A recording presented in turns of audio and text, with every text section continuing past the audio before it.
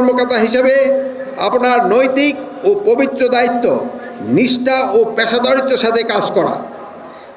আপনাদের কাছে আজ জাতির প্রত্যাশা অনেক বেশি। সেই প্রত্যাশা পূরণে আপনারা দেশপ্রেমে উদ্বুদ্ধ হয়ে সততার সাথে নির্ভীকভাবে কাজ করে যাবেন। আপনাদের শতভাগ নিরপেক্ষতা সঙ্গে দায়িত্ব পালন করতে হবে। কোনো প্রার্থী বা এজেন্টের নিকট হতে কোনো প্রকার অনৈতিক বা অবৈধ আর্থিক সুবিধা গ্রহণ করবেন না। এমনকি দায়িত্ব পালনে তাদের কোনো প্রতিনিধির নিকট কোনো খাবারও গ্রহণ করবেন না।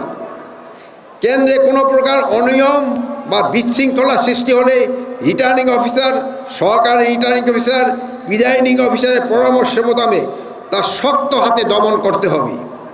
আমি আশা করি আপনারা পেশাদারিত্বের পরিচয় দিয়ে বাংলাদেশের ইতিহাসে সবচেয়ে নিরপেক্ষ নির্বাচন অনুষ্ঠানের কার্যকর ভূমিকা পালন করবেন।